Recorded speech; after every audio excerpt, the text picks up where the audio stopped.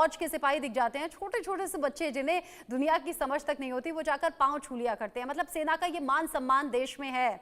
और आपने ये बड़ा जी। प्राउड मोमेंट हमारे दर्शकों के साथ शेयर भी किया कि आपको ये रोल ऑफर हुआ और आपने अच्छे से बखूबी ये जी। निभाया।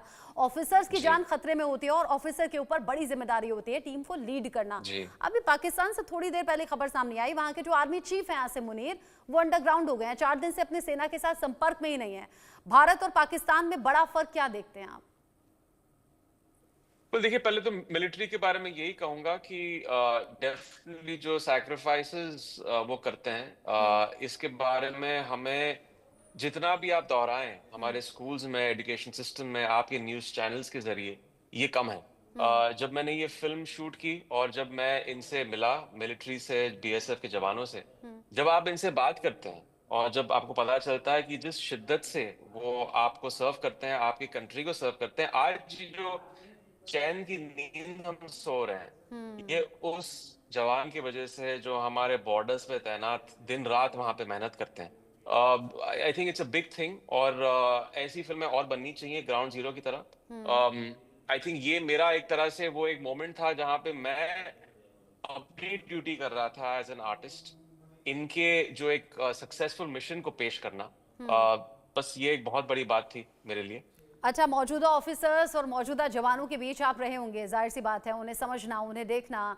किसी का कोई ऐसा किस्सा, कहानी आपके दिल को छू गया हो, जो महीनों से घर ना गया हो या फिर साल भर से ज्यादा हो गया हो, या आपने अपने चैलेंजेस हो किसी ने शेयर जी। किए हो? मैं पहली बार बीएसएफ के बॉर्डर पे गया था राजस्थान में, और तब जब मैं एक जवान से वहां पे मिला जो 45 डिग्रीज में तैनात बॉर्डर पे खड़ा था, और मैंने उससे जाके बात की। 11 महीने से उसकी पोस्ट वहां पे काम चल रहा था उसका। 5 महीने पहले उसका बच्चा हुआ था। हम्म। उसने सिर्फ एक फोटोग्राफ में उस बच्चे की शक्ल देखी थी और उसकी आवाज, रोने की आवाज सुनी थी टेलीफोन पे। हम्म। और उसने कहा कि ये सब मैं एक सैक्रिफाइस के तौर पे नहीं देखता हूँ, हम्म। ये हमारा काम है, हमें खुशी मिलती है। मेरी बीवी को भी एक तरह से बहुत खुश है कि मैं ये जॉब कर रहा हूँ, हम्म। मैं हमारे देश को सर्व कर रहा हूँ। हम्म। तो ये बस वो शिद्दत आपको सिर्फ तब पता चलती है जब आप उनकी आवाज खुद जाके वो उनसे मिलते हैं, उनकी आंखों में वो शिद्दत देखते हैं। हम्म। तो ऐसी सैक्रिफाइसेस बहुत बड़ी होती हैं। अच्छा इमरान, एक तो होता है नॉर्मल कोई स्क्रिप्ट है, कोई कहानी है, उसमें कोई रोल करना है, वो हीरो का हो सकता है, विलन का हो सकता है, साइड हीरो का हो सकता है। एक होता है इस तरह के रियल लाइफ हीरोज की कहानी, और अब ये बड़े गर्व से भर देने वाले पल होते हैं। मुझे बताइए, आम पिक्चर्स करने में, आम मूवीज़ करने में और इस तरह की बायोग्राफी पर काम करने में कितना डिफरेंस होता है? और क्या इसमें कोई नर्वसनेस भी होती है, कोई प्रेशर भी होता है सर पर कि भाई ये हमें अच्छे से निभाना है, ये बड़ा चैलेंज है? अच्छे से तो आप फिक्शनल कैरेक्टर्स को भी निभाना चाहते हैं। हम्म। हर चीज में मेहनत लगती है, लेकिन ऑफ कोर्स जब आप एक फिक्शनल कैरेक्टर प्ले कर रहे हैं हम्म। तो एक इमेजिनेशन का एक होता है जहां पे आप उस कैरेक्टर को हजार तरीके से आप निभा सकते हैं। हम्म। लेकिन जब आप एक सही रियल स्टोरी पे, ट्रू स्टोरी पे घटित एक ऐसी फिल्म बना रहे हैं जो हम्म।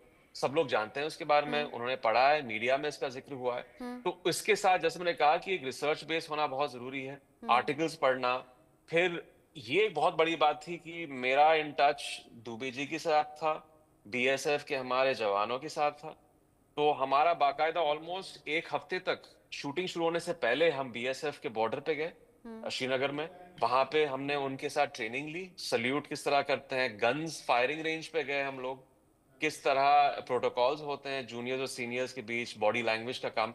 तो ये आपको इतना काम तो शायद आप किसी फिक्शनल कैरेक्टर में आपको करना नहीं पड़ता है। वो तो आप मींस मेहनत हम्म। होती है, लेकिन इस किस्म की मेहनत नहीं होती है। और एक सेंसिटिविटी होती है जब आप किसी की जिंदगी को पेश कर रहे हैं बड़े पर्दे पर। हम्म। दुबे जी की फैमिली, वो इस फिल्म को देखने वाले हैं, वो सारे जवान, हम्म। मिस्टर बीनू हो या सीपी त्रिवेदी, वो और सारे वो बहादुर जवान जो तभी थे 2003 में, वो देखने वाले हैं इस फिल्म को।